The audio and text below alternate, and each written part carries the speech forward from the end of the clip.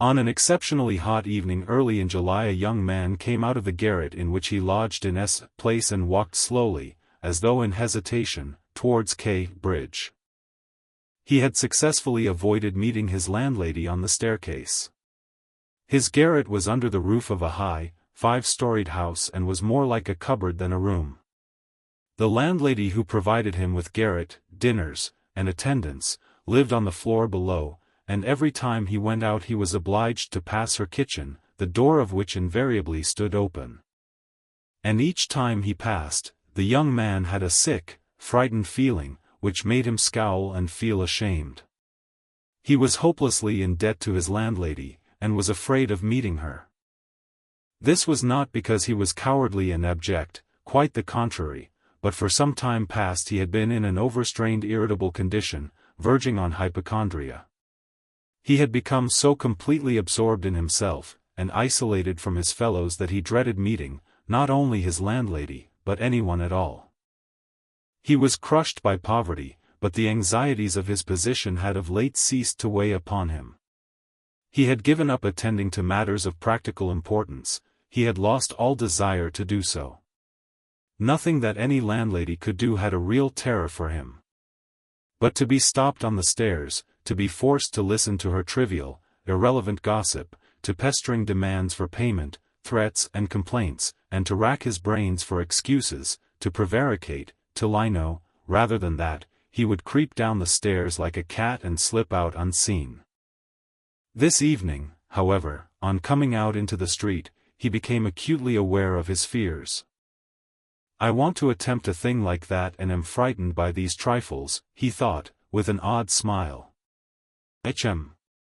Yes, all is in a man's hands and he lets it all slip from cowardice, that's an axiom.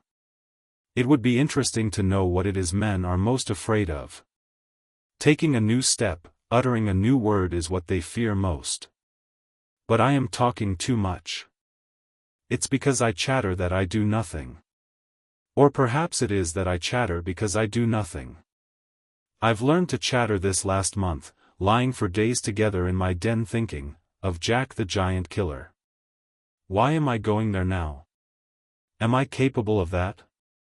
Is that serious? It is not serious at all. It's simply a fantasy to amuse myself, a plaything.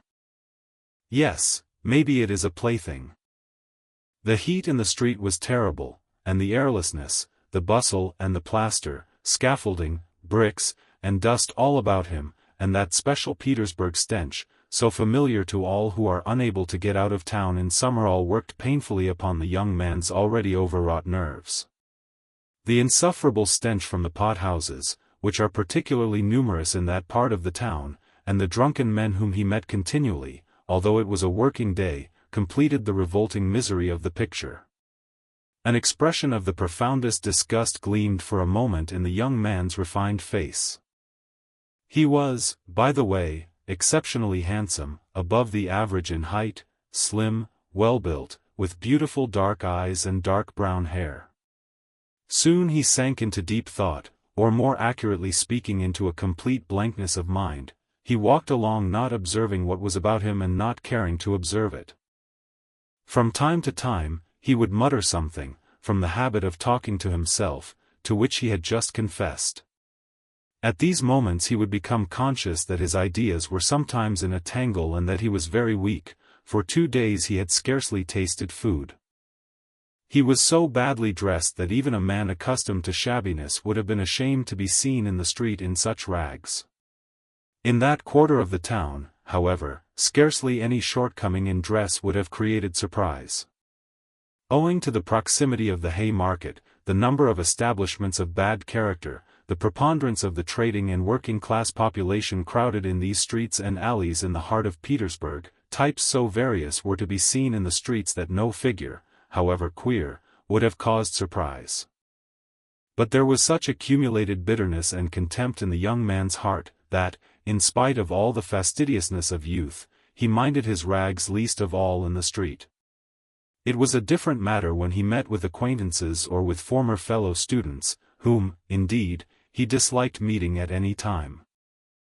And yet when a drunken man who, for some unknown reason, was being taken somewhere in a huge wagon dragged by a heavy dray horse, suddenly shouted at him as he drove past, "Hey there, German hatter," bawling at the top of his voice and pointing at him. The young man stopped suddenly and clutched tremulously at his hat.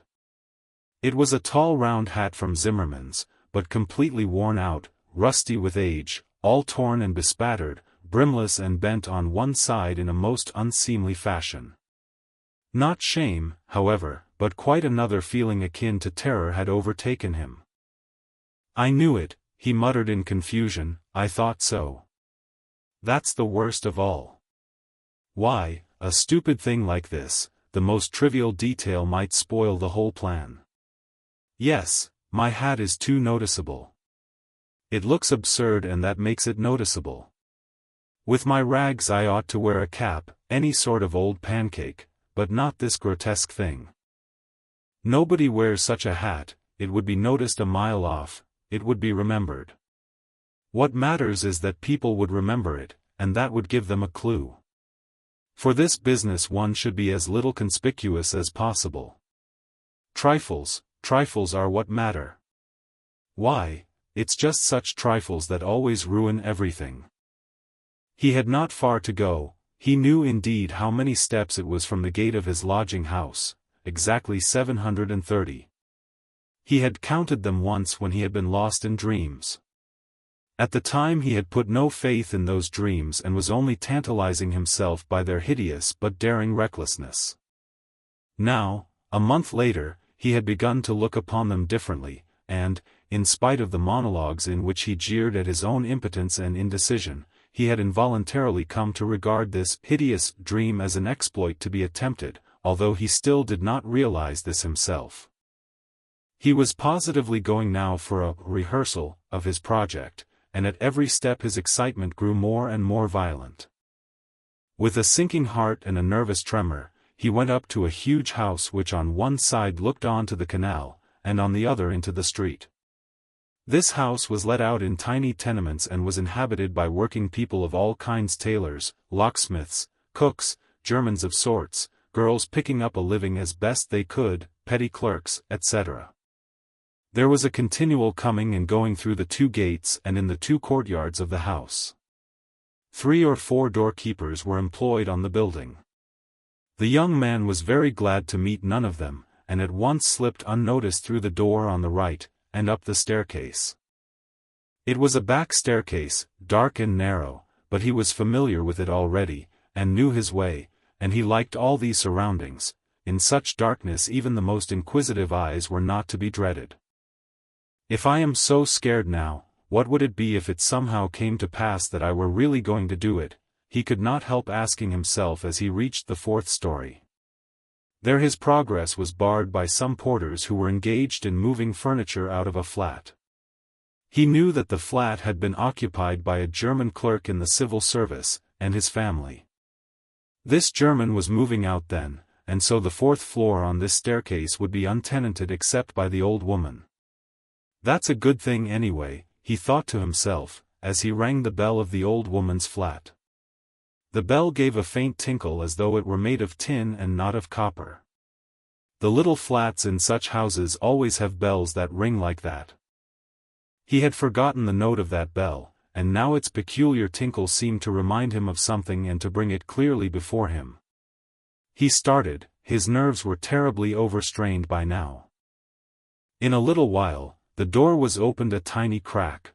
The old woman eyed her visitor with evident distrust through the crack, and nothing could be seen but her little eyes, glittering in the darkness.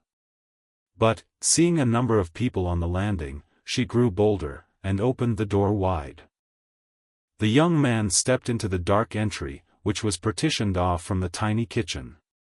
The old woman stood facing him in silence and looking inquiringly at him. She was a diminutive, withered-up old woman of 60, with sharp malignant eyes and a sharp little nose. Her colorless, somewhat grizzled hair was thickly smeared with oil, and she wore no kerchief over it. Round her thin long neck, which looked like a hen's leg, was knotted some sort of flannel rag, and, in spite of the heat, there hung flapping on her shoulders, a mangy fur cape, yellow with age. The old woman coughed and groaned at every instant. The young man must have looked at her with a rather peculiar expression, for a gleam of mistrust came into her eyes again. "Raskolnikov, a student, I came here a month ago," the young man made haste to mutter, with a half-bow, remembering that he ought to be more polite. "I remember, my good sir, I remember quite well your coming here," the old woman said distinctly, still keeping her inquiring eyes on his face. "And here I am again on the same errand," Raskolnikov continued, a little disconcerted and surprised at the old woman's mistrust. "Perhaps she is always like that though, only I did not notice it the other time," he thought with an uneasy feeling. The old woman paused, as though hesitating, then stepped on one side, and pointing to the door of the room, she said, letting her visitor pass in front of her. "Step in, my good sir." The little room into which the young man walked, with yellow paper on the walls, geraniums and muslin curtains in the windows, was brightly lighted up at that moment by the setting sun. "So the sun will shine like this then too," flashed as it were by chance through Raskolnikov's mind, and with a rapid glance he scanned everything in the room, trying as far as possible to notice and remember its arrangement. But there was nothing special in the room. The furniture, all very old and of yellow wood, consisted of a sofa with a huge bent wooden back, an oval table in front of the sofa, a dressing table with a looking-glass fixed on it between the windows, chairs along the walls and 2 or 3 halfpenny prints in yellow frames, representing German damsels with birds in their hands. That was all. In the corner a light was burning before a small icon. Everything was very clean, the floor and the furniture were brightly polished, everything shone. "Lizaveta's work," thought the young man. There was not a speck of dust to be seen in the whole flat. "It's in the houses of spiteful old widows that one finds such cleanliness," Raskolnikov thought again, and he stole a curious glance at the cotton curtain over the door leading into another tiny room, in which stood the old woman's bed and chest of drawers and into which he had never looked before. These 2 rooms made up the whole flat. "What do you want?" the old woman said severely, coming into the room and, as before, standing in front of him so as to look him straight in the face. "I've brought something to pawn here," and he drew out of his pocket an old-fashioned flat silver watch, on the back of which was engraved a globe. The chain was of steel. "But the time is up for your last pledge. The month was up the day before yesterday. I will bring you the interest for another month, wait a little." "But that's for me to do as I please, my good sir, to wait or to sell your pledge at once." "How much will you give me for the watch, Alyona Ivanovna?" "You come with such trifles, my good sir, it's scarcely worth anything. I gave you 2 rubles last time for your ring and one could buy it quite new at a jeweller's for 1.5 rubles. Give me 4 rubles for it, I shall redeem it, it was my father's. I shall be getting some money soon. 1.5 rubles, and interest in advance, if you like." 1.5 rubles, cried the young man. "Please yourself," and the old woman handed him back the watch. The young man took it, and was so angry that he was on the point of going away, but checked himself at once, remembering that there was nowhere else he could go, and that he had had another object also in coming. "Hand it over," he said roughly. The old woman fumbled in her pocket for her keys, and disappeared behind the curtain into the other room. The young man, left standing alone in the middle of the room, listened inquisitively, thinking. He could hear her unlocking the chest of drawers. "It must be the top drawer," he reflected. "So she carries the keys in a pocket on the right. All in one bunch on a steel ring. And there's one key there, 3 times as big as all the others, with deep notches. That can't be the key of the chest of drawers, then there must be some other chest or strongbox, that's worth knowing. Strongboxes always have keys like that, but how degrading it all is." The old woman came back. "Here, sir, as we say 10 kopecks the ruble a month, so I must take 15 kopecks from 1.5 rubles for the month in advance. But for the 2 rubles I lent you before, you owe me now 20 kopecks on the same reckoning in advance. That makes 35 kopecks altogether. So I must give you a ruble and 15 kopecks for the watch. Here it is. What? Only a ruble and 15 kopecks now. Just so. The young man did not dispute it and took the money. He looked at the old woman, and was in no hurry to get away, as though there was still something he wanted to say or to do, but he did not himself quite know what. I may be bringing you something else in a day or two, Alyona Ivanovna, a valuable thing, silver a cigarette box, as soon as I get it back from a friend. He broke off in confusion. Well, we will talk about it then, sir. Goodbye. Are you always at home alone? Your sister is not here with you? He asked her as casually as possible as he went out into the passage. What business is she of yours, my good sir? Oh, nothing particular, I simply asked. You are too quick. Good day, Alyona Ivanovna. Raskolnikov went out in complete confusion. This confusion became more and more intense. As he went down the stairs, he even stopped short, 2 or 3 times, as though suddenly struck by some thought.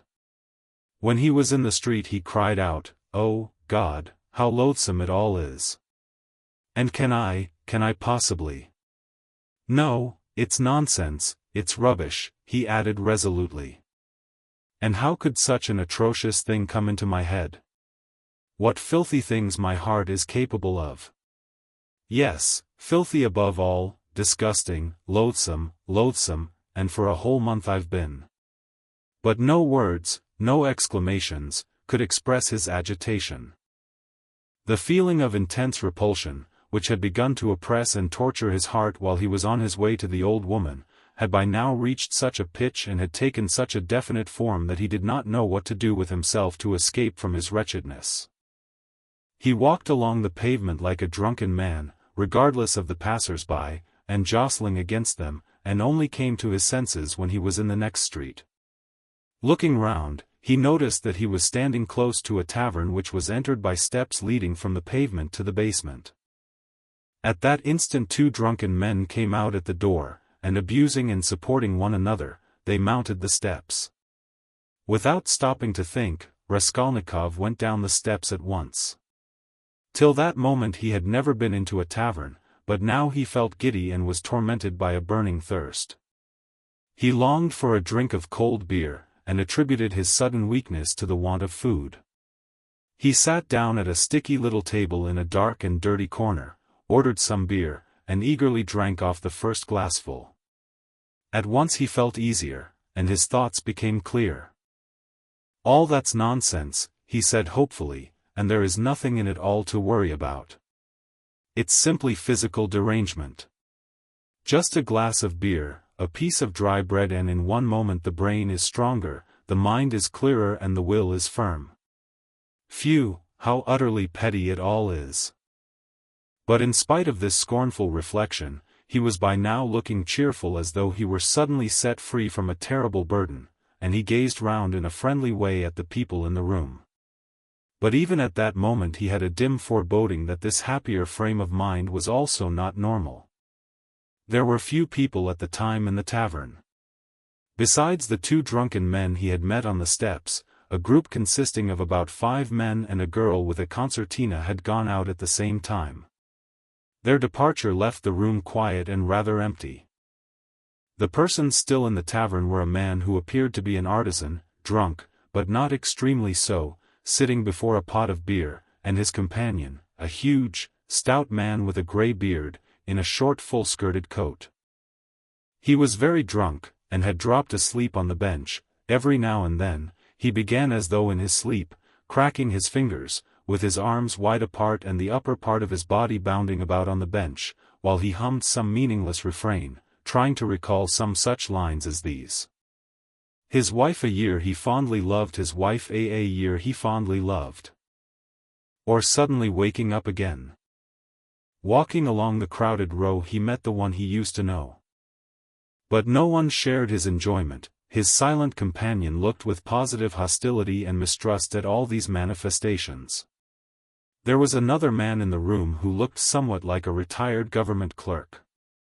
He was sitting apart, now and then sipping from his pot and looking round at the company.